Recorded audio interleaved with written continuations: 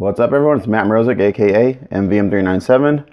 I've had a good night's sleep. I've got some coffee in my system, and it's a new day, and the reviews continue. So I have to actually take a step back. I mentioned that the Filmies girl, Nefertiti, was the first kit I bought at Wonderfest. Actually, this guy was the first guy I bought at Wonderfest. I bought it on Friday as I was walking around. So everyone knows Paul Gill at Gill Productions and Mark Van Tine. They work very close together. And this was kind of like their release for Wonderfest. And when I saw this, when he posted this, like, oh, gotta get him.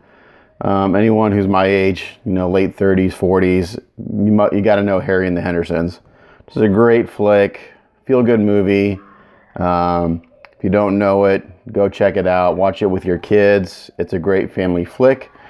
And this, of course, is Harry, Sasquatch. And again, just a really cool piece from Paul and Mark.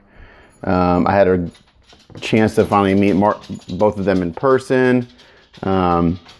Really just super cool, laid-back guys, as most people I've met. Actually, everyone I've met are super chill and laid back. These guys in particular, Paul's a big guy, and when you go first meet him, he's just very soft-spoken. It's like, oh man, he's just like a big softy. So very nice, very friendly, and they had a bunch of other things I want to get that I will get in the future, but I had to spread the love around, and I had the pieces that I definitely wanted to get, and then when I saw this, like, gotta get them. So anyway, cool piece. I'll put a link down in the description to where you can see the painted up version. I think Mark did the paint up. I could be wrong, so Paul, correct me if I'm wrong if Mark did not do the paint up. I couldn't remember if you painted it up or if Mark painted it up. Mark Van Tine is a sculptor, and I got a chance to talk to him at length Saturday night up in our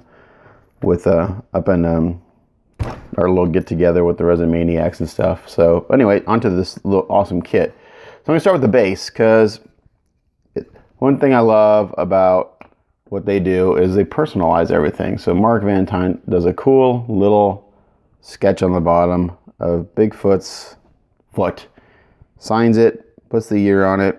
Neat little touch. The base is simply a rock kind of formation thing, and I'm missing one thing out of this that I want to. Here it is.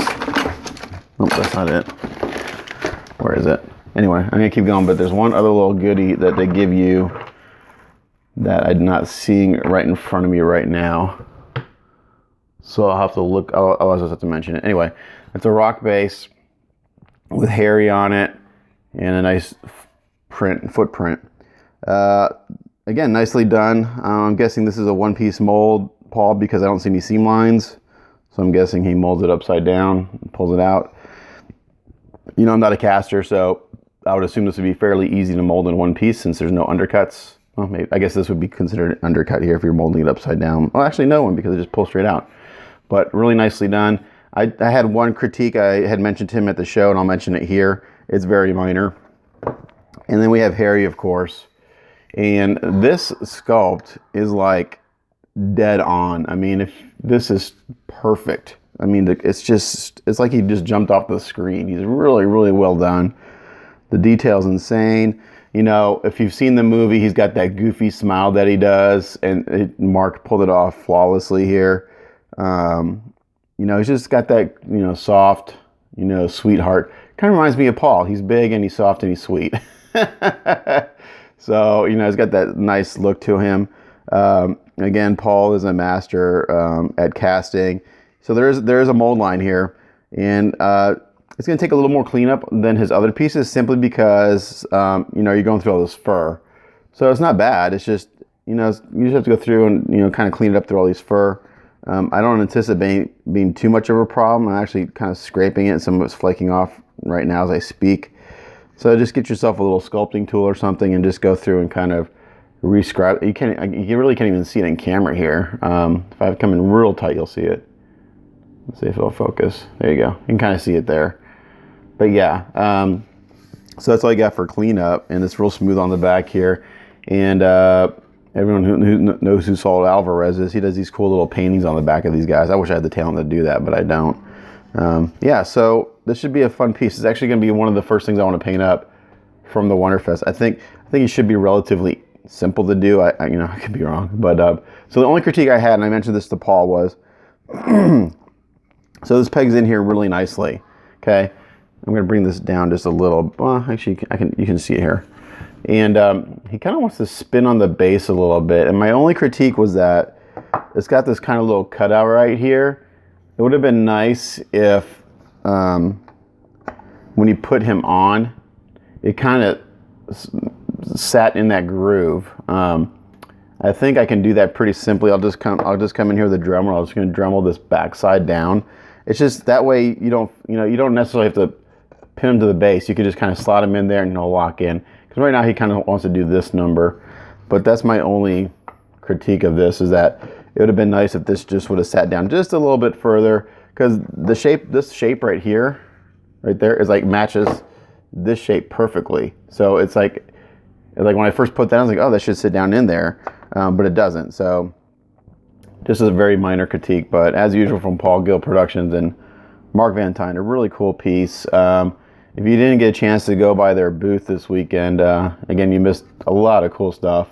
This is Paul's the guy that did the 11 bus that I did, and I have a bunch of his other stuff. Actually, you can see in the background here, I have a kit that I got from him a while that he's been bugging me to review, so that's up next.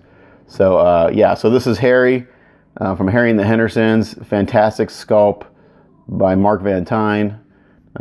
As usual, high quality casting, a very nice piece.